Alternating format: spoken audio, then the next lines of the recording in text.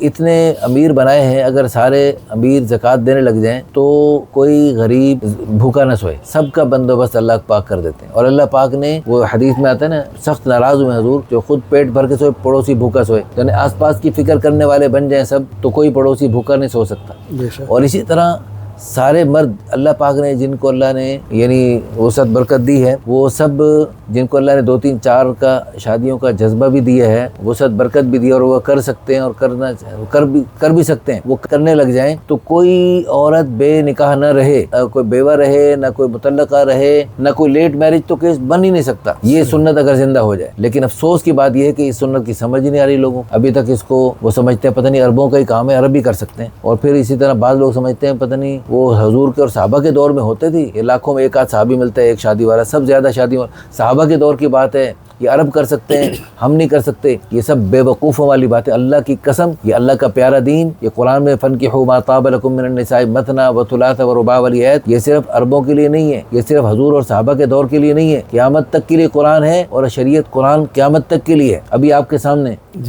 وہ بزرگ جو فون کر رہا تھا اور وہ کتنے درد بھری کہانی سنا رہا تھا کہ 6 سال سے میں شدید پریشان ہوں بیوی فوت ہونے کے بعد، اور کتنے شوہر ہیں، بیویوں کو ہوتے ہوئے بھی بیوی بیچاری بیمار ہے، مجبور ہے، معذور ہے، شوہر کو بھی خدمت کی ضرورت ہے، اس کو بھی خدمت کی ضرورت ہے، اب اس کے لیے وہ کام والی جو ماسیاں ہیں تو وہ ماسیوں سے اپنی نعوذ باللہ خواہش پوری کرے، کیا کرے وہ؟ لا حول ولا قوت الا باللہ۔ تو اللہ پاک نے ایک نظام بنایا ہے، اللہ پاک کے نظام سے بغاوت ہم سب ہند و پاک کے مردوں نے کی ہوئی ہے، عورتوں نے کی ہوئی ہے، اور اس اللہ کے بنائے ہوئے اس نظام کے بغاوت کی وجہ سے بے شمار پریشانیاں اور تکلیفیں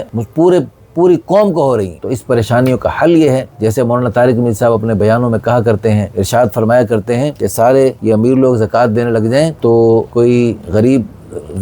پریشان نہ ہو، اور یہ غریبوں کی عزتیں نیلام ہوتی ہیں جب زکوٰۃیں نہیں ادا کی جاتی۔ میں سمجھتا ہوں کہ اس سے بڑھ کر حضرت مولانا کبھی یہ بھی ارشاد فرما دیں اور فرمانا چاہیے کہ صرف زکوٰۃیں دینے سے نہیں بلکہ زکوٰۃ کے علاوہ مردوں کو ہمت کر کے، حضرت مولانا طارق جمیل صاحب جیسے جن کو اللہ نے وسعت برکت بھی دی ہے، سب کچھ دی ہے، صحت قوت بھی دی ہے، اور اللہ پاک نے وجاہت بھی دی ہے، اور کتنی لڑکیاں ان پر جو ہے نا صرف نسبت حاصل کرنے کے لیے بھی نکاح کرنے کے لیے تیار ہیں، اور اس جیسے اور علماء کرام کو بھی جب یہ مرد حضرات ایک پر اکتفا کریں گے تو پھر کروڑوں لڑکیاں بے نکاح رہنے پہ مجبور ہوں گی، اور پھر ان کو سڑکوں پہ چوکوں پہ کھڑے ہو کر گناہ کے لیے اپنی عزت نیلام کرتے دیکھ کر لا حول ولا قوت الا پڑھنے سے مسئلہ حل نہیں ہوگا۔ اس وقت اللہ ان مردوں سے اللہ کی قسم پوچھے گا، وہ جو مرد جن کو اللہ نے وسعت برکت دی ہے، ہمت استطاعت دی ہے اور جذبہ بھی دیا ہے، اور وہ پھر بھی نہ کریں، اور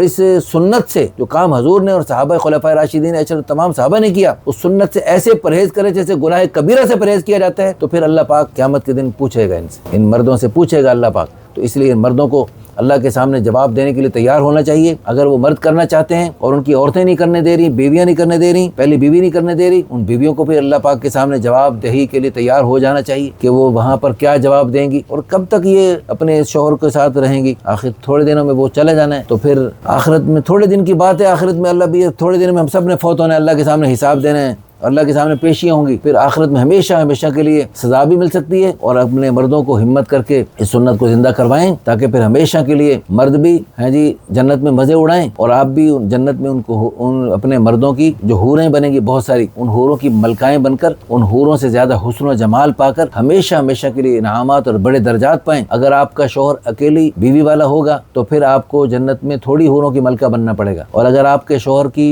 حضور صلی اللہ علیہ وسلم خلفائے راشدین اشرف تمام صحابہ کی طرح زیادہ بیویوں والا آپ کا شوہر ہوگا، اس کو جنت میں اونچا درجہ ملے گا، اور جنت میں بہت زیادہ حوریں ملیں گی، اور ان ساری حوروں کی ملکہ اللہ پاک آپ کو بنائے گا۔ تو اب آپ کے ہاتھ میں ہے کہ آپ زیادہ حوروں کی ملکہ بن کر جنت میں اونچے درجے پانا چاہتی ہیں، یا جنت میں تھوڑی سی حوروں کی ملکہ بن کر جنت کے نچلے درجے میں رہنا چاہتی ہیں۔ اس کا آپ